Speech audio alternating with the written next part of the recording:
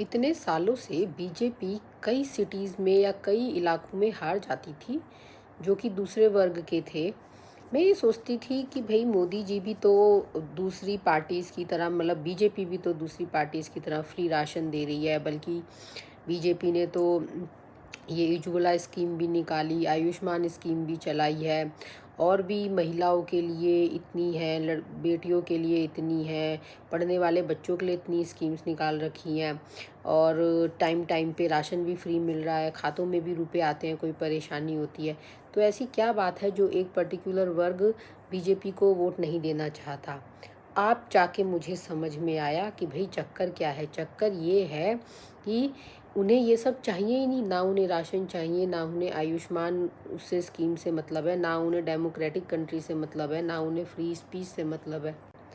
उनके बस एक बात मन की नहीं हो रही है, और वो उनके मन की बात है कि वो ईरान जाना चाहते हैं अपने खोमेनी के लिए, अपनी जान देने के लिए, और उनके दुश्मनों की जान लेने के लिए। ले पाए नहीं ले पाए वो अलग बात है, पर एटलीस्ट वो ट्राई तो करेंगे, अब चाहे उसमें उनकी जान निकल जाए।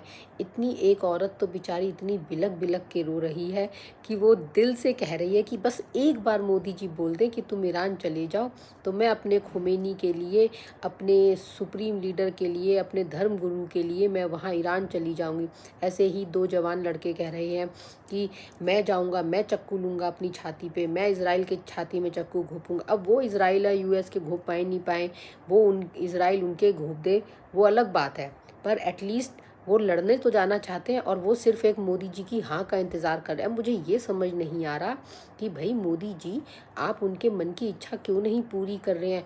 क्या पता सिर्फ इसी वजह से ही ये आपके जो बचे हुए वोट हैं, जो 400 पार नहीं हो पा रहे हैं, वो अब की बार 500 पार हो जाए। आप उनके मन की कर दीजिए ना। वो बेचारे आपसे कुछ मांग तो रही नहीं है, प्लेन जा ही रहा है ईरान, चढ़ा दीजिए उसमें उनको। खाली प्लेन जा रहा है, वैसे ही तेल का खर्चा हो रहा है। आगे आगे के दिनों में तेल अब महंगा ही होना है, तो क्यों आप उस तेल को बर्बाद कर रहे हैं। चढ़ाइए इन सबको, इनके भी दिलों की इच्छा पूरी होगी। बल्कि मैं तो कहती हूँ जितने भी और अपने संगे साथी ले जाना चाहते हैं सबको भेजिए।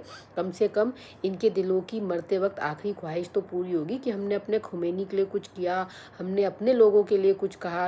क्योंकि जब भी इनसे पूछा जाता है ये तो यही कहते हैं हम फ़िलिस्तीन के साथ हैं, हम ईरान के साथ हैं, हम पाकिस्तान के साथ हैं, हमारा शारिया लॉ सबसे ऊपर है, हमें संविधान से कोई मतलब नहीं है। तो भेजिए ना जहाँ पे शारिया लॉ लगता है, भेजिए इन्हें वहाँ पे जहाँ पे इनके ये लोग रहते हैं और जिनके लिए मरना मारना चाहते हैं। Please, thank you.